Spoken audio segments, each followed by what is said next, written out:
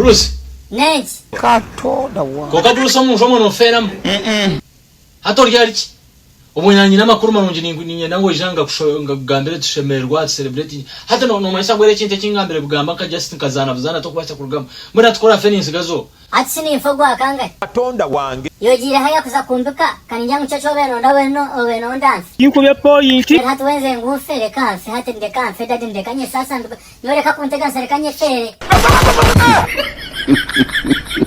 Koka Bruce kale nakweshenjeza omojo wanje nakweshenjeza rgayi nakweshenjeza kandi naweje shitama tugani nkuhereza amakuru marungi twatunga amakuru marungi ginanshime kusharinga niyo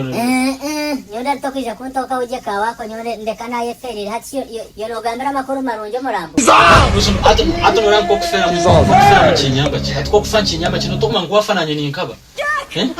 tugambira abantu amakuru marungi dini hati ugarike mu byamekari oyetware nangwa ninjira n'umurobozi w'ubuntu abwenshobe yinkozire ngaza kubihebishwa bitatebekine bwena abumwana guhatana kurga yesterday takashiro munjo mutine kiyarire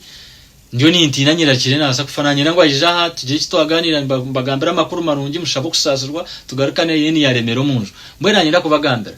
ngu munyambe muhandike mu comment section ansasire konkata kansasire nanyira kubagambira ngo abwa rukundo yanyu kutukunda kurgenga 2021 so tuina makuru marungi ngo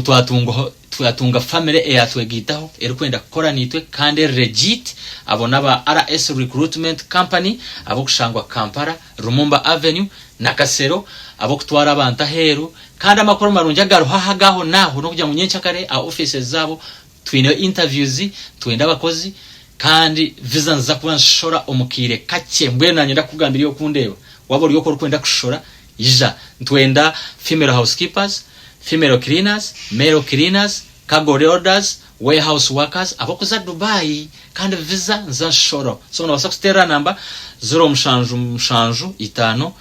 18 shanju na mwenda ninga shino sakushanga nambe ndijo 0 anana mwenda nkaga ni 5 cyenda ni 5 ninga shi oja offices zitezi rugazo murimbara inyuma ya Katare ninga shi Kampala Rumumba Avenue na Kasero kandi nza kwani bagambire kukirariye bekwija twina makuru marungi tsakwa turi ba brand ambassadors ba RS Recruitment Company omu Western Uganda yona mwene Bruce mwebale kumukunda kana kachishaka Bruce ngomba kuragina muretire konka yanje cyanga